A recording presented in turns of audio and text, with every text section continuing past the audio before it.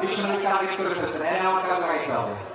বিষ্ণু বলেন ঠিক আছে দুধ দিও না, কিন্তু এমন ছাগি আছে কিনা যে ছাগির সাথে কোনো ছাগলের মিলন হয় নাই, তার ওলানে দুধও আসে নাই, বাচ্চাও নাই, এরকম ছাগির থেকে যদি আমি দুধ খাই তাহলে তো সমস্যা নাই। বলতেছে এরকম ছাগি থেকে দুধ খাইলে সমস্যা নাই, কারণ এরকম ছাগি ওলান থেকে দুধ আসবে না। বলতেছে ঠিক আছে এরকম একটা ছাগি নিয়ে আস।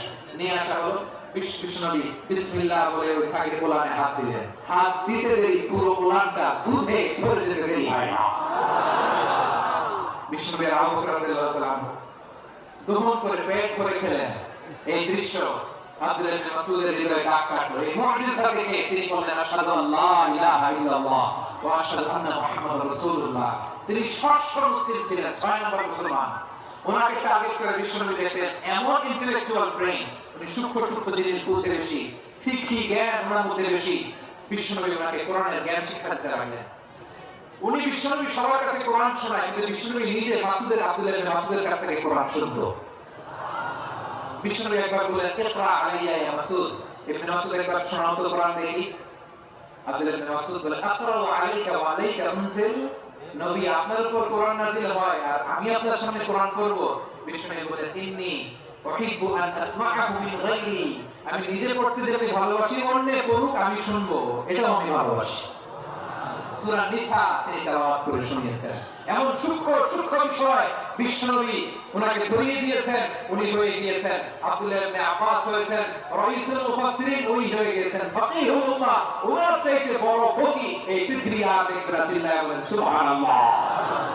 উনি বলতেন ওয়াল্লাহি ওয়াল্লাহি ইল্লাযী লা ইলাহা গায়রু মা উনজিলাত সূরাতুন ما أنزلت سورة إلا وأنا أعلم أين أنزلت وفيما أنزلت। বিষ্ণুনবী এমন ভাবে কোরআনের ডাক আমাকে দিয়েছেন, কোরআনে যত সূরা নাযিল হয়েছে যেখানে নাযিল হোক না কেন আমি জানি এটা কোথায় নাযিল হয়েছে এবং কোন প্রেক্ষাপটে নাযিল হয়েছে। এমন একটা সূরা নাই যে সূরা কোথায় নাযিল হয়েছে আমি মাসউদের জানা নাই, কোন প্রেক্ষাপটে নাযিল হয়েছে আমার জানা নাই। এরকম পড়বে না। চিল্লায়া বলেন আল্লাহু আকবার। আব্দুল্লাহ ইবনে মাসউদ রাদিয়াল্লাহু তাআলা ওমর ফারুকের সময় কুফার চিফ জাস্টিস ছিলেন। কুফা নগরীর চিফ জাস্টিস, চিফ জাস্টিস বলেন নাই, বিচারপতি। কি ছিলেন? সবাই বলেন নাই, কি ছিলেন? বিচারপতি ছিলেন। এবং ওনার যে ফিকহি জ্ঞানের ধারা, এটাই আলকামা ইব্রাহিম আন-নাখাই হাম্মাদ ইবনে সুলাইমান হয়ে সুবহানাল্লাহ। আবু মাহজুরা হাঁটু গেড়ে বসে বিশ্বনবীর মুবারক হাত আবু মাহজুরা চুলের মধ্যে। বিশ্বনবী আযানের মুআল্লিম আবু মাহজুরা বলতে ঠিক আছে তোমার শিখাই দিচ্ছি, আমি যা যা বলবো আমার সাথে সাথে বলতে পারবা? আবু মাহজুরা বলে পারবো। বিশ্বনবী আযান দিচ্ছেন, মাথায় হাত দিয়ে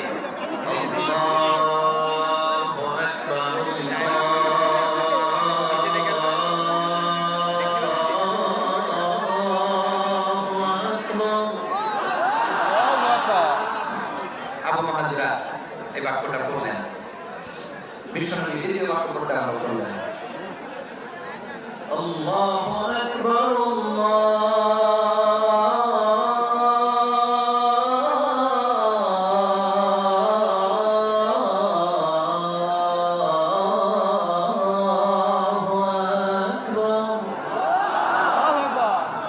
আবু মাহজুরা এই বাক্যটা বললেন। বিষ্ণুনবী আবু মাহজুরা মাথার মধ্যে হাত দিয়ে দ্বিতীয় বাক্য বললেন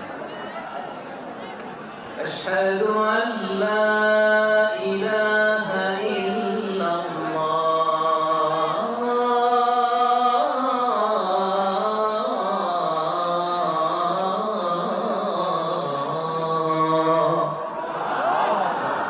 আবু মাহজুরা তৃতীয় বাক্য বললেন। বিষ্ণুনবী একটা বাক্য বলে আবু মাহজুরা বলে, বিষ্ণুনবী বলে আবু মাহজুরা বলে। আবু মাহজুরা কিন্তু অমুসলিম, মুশরিক। আবু মাহজুরা বলে এক একটা বাক্য বলি আমার কলিজাটা গলে ঠান্ডা হয়ে যায়। এতদিন মুহাম্মদকে গালি দিতাম, এখন মুহাম্মদ আমার মাথায় যখন হাত রাখছে আমার সারা শরীর ঠান্ডা হয়ে গেছে।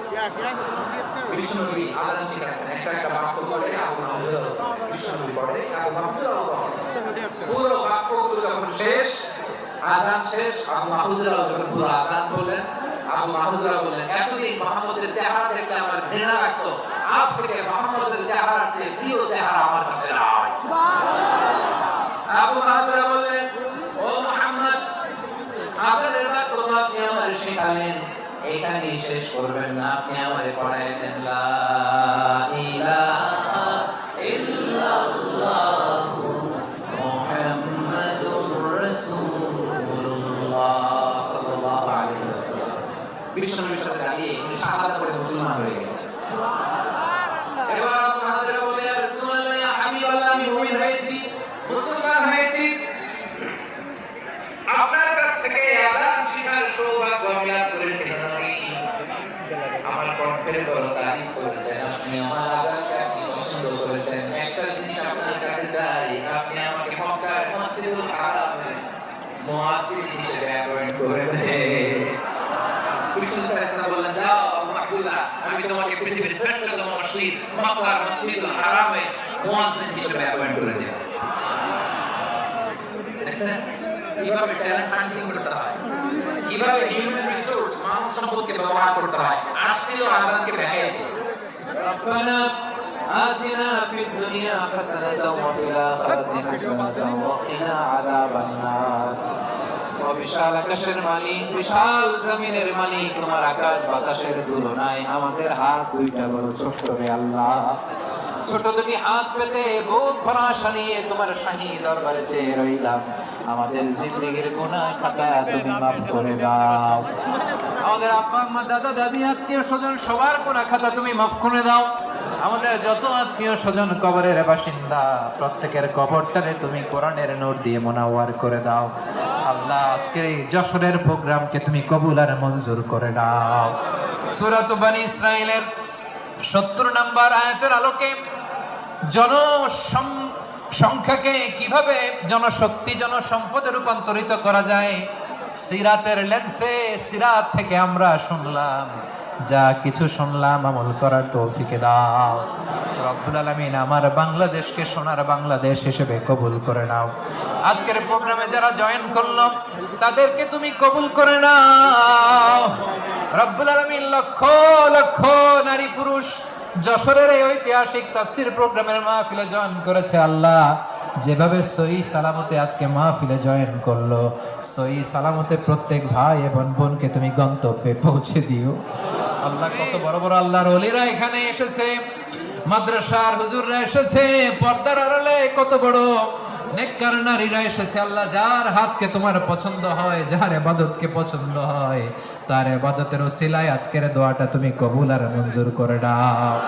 রব্বানা তাকাব্বাল মিন্না ইন্নাকা আনতাস সামিউল আলিম ওয়া তুব আলাইনা ইয়া মাওলানা ইন্নাকা আনতাত তাওয়াবুর রহিম। সুবহানাকা রাব্বিকা রাব্বিল ইজ্জাতি আম্মা ইয়াসিফুন ওয়া সালামুন আলাল মুরসালিন والحمد لله رب العالمين واجعل آخر كلامنا عند الموت لا إله إلا الله محمد رسول